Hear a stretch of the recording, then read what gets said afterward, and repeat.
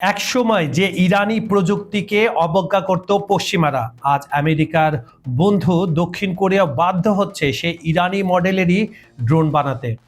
সামরিক দুনিয়ার এই নতুন সমীকরণ দেখতে শেষ পর্যন্ত সাথেই থাকুন। সামরিক জগতে নতুন সমীকরণের সূচনা।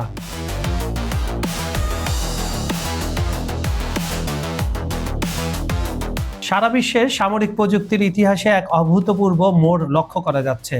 দক্ষিণ কোরিয়া আনুষ্ঠানিকভাবে ঘোষণা দিয়েছে তারা যুক্তরাষ্ট্রের লুকাস মডেলের উপর ভিত্তি করে একটি নতুন দীর্ঘপাল্লার ক্যামিকাজে ড্রোন তৈরি করতে যাচ্ছে।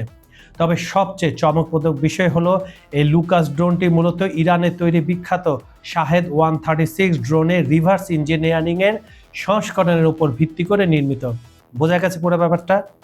দক্ষিণ কোরিয়ার এই সিদ্ধান্তের মাধ্যমে এটি স্পষ্ট হয়ে উঠেছে বৈশ্বিক প্রতিরক্ষা ব্যবস্থার শীর্ষ দেশগুলো এখন এমন একটি প্রযুক্তিগত পথ অনুসরণ করছে যার মূল সূচনা বিন্দু ও অনুপ্রেরণা এসেছে ইরানের নিজস্ব উদ্ভাবনী ক্ষমতা থেকে। সম্প্রতি ইরানের আধা সরকারি সংবাদ সংস্থা মেহেরের একটি প্রতিবেদনে বলা হয়েছে, পশ্চিমাদের পক্ষ থেকে ইরানের এই প্রযুক্তিগত শ্রেষ্ঠত্ব স্বীকার করে নেওয়ার ঘটনা এটি প্রথম নয়। প্রায় 4 মাস আগে মার্কিন যুক্তরাষ্ট্র ভিত্তিক প্রভাবশালী সাময়িকী ন্যাশনাল ইন্টারেস্ট একটি বিশদ বিশ্লেষণমূলক প্রতিবেদন প্রকাশ করেছিল। সেখানে লুকাস ড্রোন এবং ইরানের শাহেদ 136 এর মধ্যে থাকা আশ্চর্যজনক ও হুবহু সাদৃশ্যের কথা উল্লেখ করা হয়েছে পয়েন্ট বাই পয়েন্ট। ওই প্রতিবেদনে স্পষ্টভাবে স্বীকার করা হয়েছিল আমেরিকার এই চালকবিহীন আকাশযানটি কার্যত ইরানি মডেলের একটি নিখুঁত রিভার্স ইঞ্জিনিয়ারিংয়ের সংস্করণ, যা পশ্চিমা সামরিক চিন্তাধারায় বড় ধাক্কা দিয়েছে। ইরানের ড্রোন এখন বৈশ্বিক মডেলে রূপান্তর।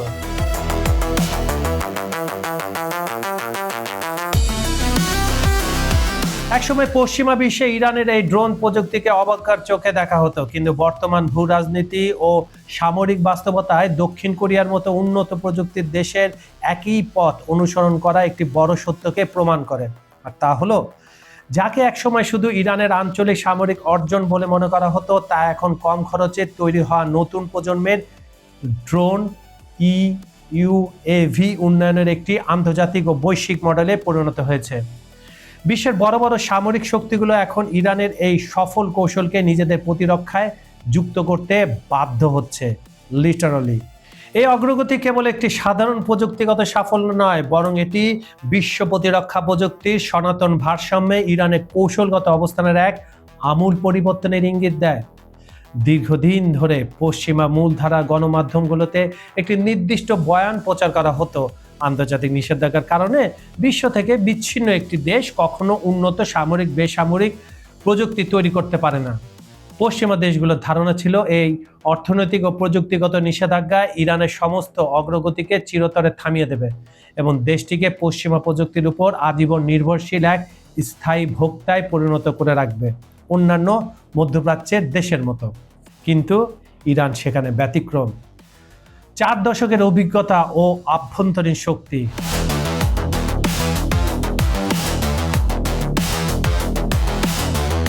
তবে গত 4 দশকের বাস্তব অভিজ্ঞতা পশ্চিমা বিশ্বে সে পুরনো ও একপেশে ধারণাকে সম্পূর্ণ ভুল প্রমাণিত করেছে। আন্তর্জাতিক নিষেধাজ্ঞা শিথিলের অপেক্ষায় হাত গুটিয়ে বসে না থেকে ইরান এমন একটি আভ্যন্তরীণ সক্ষমতার উপর জোর দিয়েছিল যা কোনো বাহ্যিক শক্তি নিষেধাজ্ঞা দিয়ে কখনোই অবরুদ্ধ করা সম্ভব নয়। আর সেই শক্তিগুলো হলো দেশীয় মানব সম্পদ, নিজস্ব বৈজ্ঞানিক জ্ঞান এবং দৃঢ় আত্মবিশ্বাস। এই দীর্ঘমেয়াদী কৌশলের ফলে দেশটিতে ধীরে ধীরে হাজার হাজার জ্ঞানভিত্তিক প্রতিষ্ঠান, আধুনিক গবেষণা কেন্দ্র এবং উচ্চ প্রযুক্তি সম্পূর্ণ কমপ্লেক্স গড়ে উঠেছে, যা ন্যানো প্রযুক্তি, চিকিৎসা থেকে শুরু করে প্রতিরক্ষা শিল্প পর্যন্ত আন্তর্জাতিক মানের প্রতিযোগিতামূলক পণ্য তৈরি করছে। ইরানের ড্রোন শিল্প এই আত্মনির্ভরশীলতার সবচেয়ে উজ্জ্বল ও স্পষ্ট উদাহরণ। আরও অনেক তাদের আবিষ্কার রয়েছে, কিন্তু ড্রোনটা সামনে এসেছে।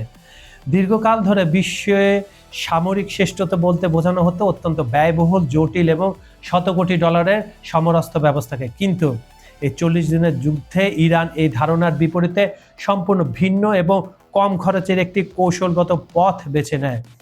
ইরানের দর্শন ছিল কম খরচে সহজ সরল অবকাঠামো, ব্যাপকভাবে উৎপাদনযোগ্য অথচ যুদ্ধক্ষেত্রে অত্যন্ত নিখুঁত ও কার্যকর একটি ব্যবস্থা তৈরি করা। শাহেদ 136 মূলত এই বিশেষ সামরিক দর্শনেরই বাস্তব রূপ, যা প্রযুক্তির দিক থেকে চরম জটিল বা আকাশচুম্বী মূল্যের নয়, কিন্তু রণক্ষেত্রের কার্যকারিতা অপরিসীম। যেমন দেখা গেছে মাত্র $20,000 এই ড্রোন ঠেকাতে $100 মিলিয়ন প্রতিরক্ষা ক্ষেপণাস্ত্র ছুটতে হয়েছে ইসরায়েল এবং আমেরিকাকে, এবং সব ক্ষেত্রে সেটা সফলও হয়নি। আরেকটি কথা, আপনারা দেখবেন যুদ্ধক্ষেত্রে মার্কিন যুক্তরাষ্ট্র এবং ইসরায়েল বেছে বেছে ইরানের যত বৈজ্ঞানিক ইনস্টিটিউট, বিশ্ববিদ্যালয়, কলেজ, স্কুল, তারপর হাসপাতাল, ট্রেনিং সেন্টার, এগুলোকে লক্ষ্যবস্তু করেছিল, কারণ জানে তারা প্রজন্মকে ধ্বংস করতে চেয়েছিল। কিন্তু সে সময় একটা ছবি প্রচণ্ডভাবে সোশ্যাল মিডিয়ায় ভাইরাল হয়েছিল, সেটা কি বিধ্বস্ত ইউনিভার্সিটির সামনে বসে একটা ছোট্ট টেবিল, তার উপরে একটা ল্যাপটপ, আর একজন শিক্ষক, তিনি অনলাইনে ক্লাস নিচ্ছে। যুদ্ধের মধ্যেও কিন্তু তাদের শিক্ষা একদিনের জন্য থেমে থাকেনি। এই জাতিকে আপনারা দমাবেন কি করে? বর্তমান আধুনিক বিশ্বে কোনো প্রযুক্তির প্রকৃত মূল্য তার কাঠামোগত জটিলতা বা উচ্চ মূল্যের উপর নির্ভর করে না, বরং তা নির্ভর করে যুদ্ধক্ষেত্রে তার সামগ্রিক প্রভাব, ব্যাপক হারে উৎপাদনের সক্ষমতা এবং ব্যয় কার্যকারিতার উপর। এবং ইরানের এই ড্রোন কিন্তু রাশিয়া ব্যবহার করে ব্যাপক সফলতা পেয়েছে। ইরানের তৈরি ড্রোনগুলো অত্যন্ত স্বল্প খরচে এবং কার্যকর নকশার মাধ্যমে আধুনিক যুদ্ধক্ষেত্রের চিরাচরিত সমীকরণ ও আকাশ প্রতিরক্ষার কৌশলকে পুরোপুরি বদলে দিয়েছে। আর এই সফলতার কারণে বর্তমান বিশ্বের বহু প্রথম সারির সামরিক শক্তি এখন বিপুল অর্থ ব্যয়ের প্রথাগত পথ ছেড়ে কম খরচের ক্যামিকাজে ড্রোন তৈরির দিকে ব্যাপকভাবে ঝুঁকছে। দক্ষিণ কোরিয়ার এই নতুন ড্রোন প্রকল্পের আসল তাৎপর্য গুরুত্ব এখানেই লুকিয়ে রয়েছে। এর আগে যেখানে খোদ পরাশক্তি যুক্তরাষ্ট্রকে ইরানের শাহেদ 136 অনুকরণ বা রিভার্স ইঞ্জিনিয়ারিং করার দায়ে অভিযুক্ত হতে দেখা গেছে, সেখানে এখন ওয়াশিংটনের অন্যতম ঘনিষ্ঠ প্রধান এশীয় বন্ধু দক্ষিণ কোরিয়াও একই পথ অনুসরণ করছে। এই ঘটনাটি ইঙ্গিত দেয় শাহেদ এখন আর কোনো নির্দিষ্ট আঞ্চলিক বা ইরানি পণ্য হিসেবে সীমাবদ্ধ নেই, বরং এটি বৈশ্বিক যুদ্ধ প্রযুক্তির একটি অবিচ্ছেদ্য আদর্শ মানদণ্ডে পরিণত হয়েছে। ফলে ইরানের বন্ধু দেশগুলোর সীমানা ছাড়িয়ে এখন একের পর এক প্রতিপক্ষ বা পশ্চিমা ঘরানার দেশগুলো একই মডেলের অস্ত্র তৈরি করতে মেতে উঠেছে। সীমাবদ্ধতা থেকে সক্ষমতার বিকাশ।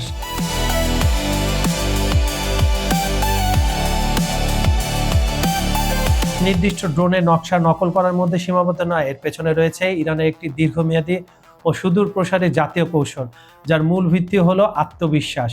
ইরানি নীতি নির্ধারকদের কাছে এই আত্মবিশ্বাস কখনো কেবল রাজনৈতিক স্লোগান ছিল না, বরং এর বাস্তব প্রয়োগ ছিল বিদেশি প্রযুক্তির প্রবেশ সম্পূর্ণ বন্ধ হয়ে গেলে কিভাবে নিজস্ব মেধার উপর ভর করে টিকে থাকা যায়।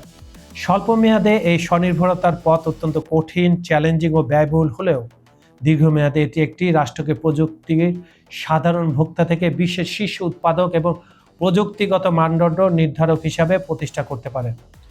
শাহেদ 136 মূলত সেই কঠোর সীমাবদ্ধতা ও চাপের মুখে জন্ম নেওয়া এক মানসিকতার ফসল, যা আজ বিশ্বমঞ্চে সমাদৃত। বৈশ্বিক স্বীকৃতি ও উপস্থাপনার দায়িত্ব।